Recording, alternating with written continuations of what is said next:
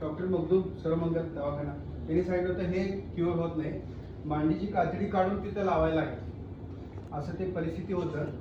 पण त्यातनं मी त्यांना म्हटलं ठीक आहे मला डिस्चार्ज द्या तुम्ही, आणि मी त्यांना काय सांगितलं नाही आणि घरी येऊन मी डायरेक्ट प्रोडक्ट चालू केलं.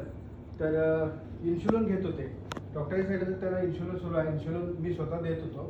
तर डायरेक्ट मी आता आय कॉफी सुरू केल्यानंतर त्यांना 2 महिन्यामध्ये असा रिझल्ट आला. आता सध्या फक्त एक अर्धी गोळी घेतात, गोळी पूर्ण बंद झाली, इन्शुलिन तर बंद झालं, गोळ्या पण बंद झाल्या, अर्धी गोळी कन्नड आहे. ನಮಗೆ ಶುಗರ್ ಭಾಳ ಜೋರು ಇತ್ತು, ಅದರಿಂದ ಈ ಪ್ರಾಡಕ್ಟ್ ಇವರು ಔಷಧ ಕೊಡೋಣ ಅದೆಲ್ಲ ಕಡಿಮೆಯಾಗಿ ಮತ್ತು ಅಗದಿ ಆರಾಮಾಗೈತಿ ಅಗದಿ. किती दिवसात आलं सर? त्याला 2 महिन्यामध्ये रिझल्ट आला. 2 महिने. पहिल्या महिन्यात त्याला इफेक्ट जाणवला. मग ते आता मला असं म्हणायचं डॉक्टरांचं जे ट्रीटमेंट आपल्याला चालू असते हा. ते औषध प्लस हे घ्यायचं. हा सोबत घ्यायचं. डॉक्टर तुम्हाला ज्यावेळी सांगतील हा. व तुमचे डोसेस कमी करतात, हा. 500 mg 250 होईल, हा. तर असं करत करत त्यांनी म्हणजे काय साईड इफेक्ट साईड इफेक्ट काहीच नाही.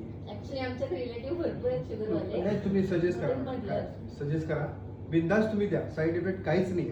आपले सगळ्या एज प्रोडक्ट पण जास्त नाहीये, आताच म्हणजे चालू झाले 3-4 वर्ष झालं, पण जास्त वाढायला लागले ते.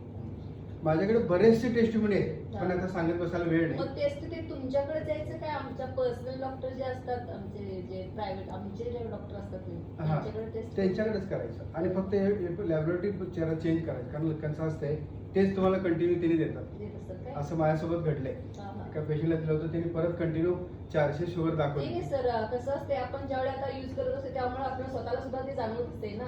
त्यामुळे- जाणवते, पण काही लोकांना ते लक्षात येत नाही. हा. पण जरा दुसरीकडे चेक करून बघायचं.